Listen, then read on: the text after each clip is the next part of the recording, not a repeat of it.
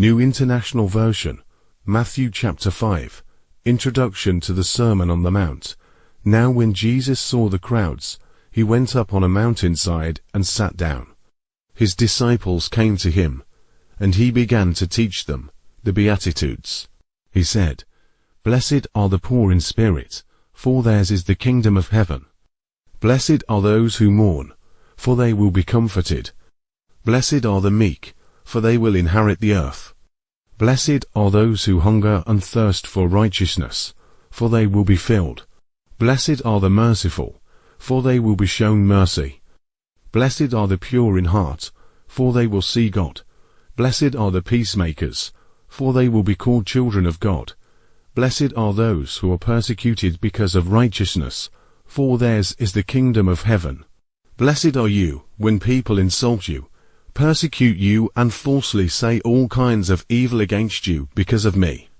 Rejoice and be glad, because great is your reward in heaven.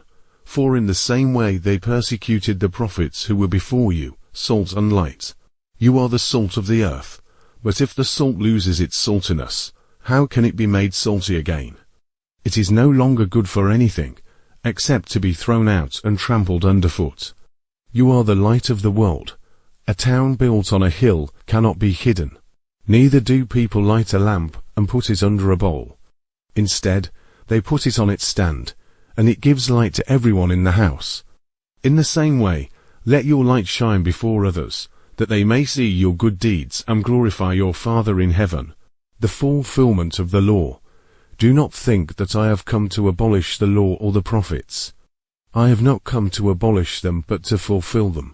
For truly I tell you, until heaven and earth disappear, not the smallest letter, not the least stroke of a pen, will by any means disappear from the law until everything is accomplished.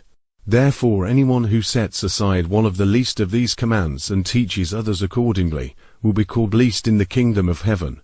But whoever practices and teaches these commands will be called great in the kingdom of heaven.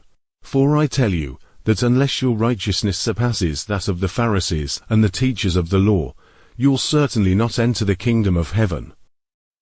Murder. You have heard that it was said to the people long ago, "You shall not murder," and anyone who murders will be subject to judgment. But I tell you that anyone who is angry with a brother or sister will be subject to judgment. Again, anyone who says to a brother or sister, "Raca," is answerable to the court. And anyone who says, "You fool," will be in danger of the fire of hell. Therefore, if you are offering your gift at the altar and there remember that your brother or sister has something against you, leave your gift there in front of the altar. First go and be reconciled to them. Then come and offer your gift. Settle matters quickly with your adversary who is taking you to court. Do it while you are still together on the way, or your adversary may hand you over to the judge, and the judge may hand you over to the officer, and you may be thrown into prison. Truly I tell you, you will not get out until you have paid the last penny. Adultery. You have heard that it was said, "You shall not commit adultery." But I tell you that anyone who looks at a woman lustfully has already committed adultery with her in his heart. If your right eye causes you to stumble, gouge it out and throw it away. It is better for you to lose one part of your body than for your whole body to be thrown into hell. And if your right hand causes you to stumble, cut it off and throw it away. It is better for you to lose one part of your body than for your whole body to go into hell. Divorce. It has been said, anyone who divorces his wife must give her a certificate of divorce.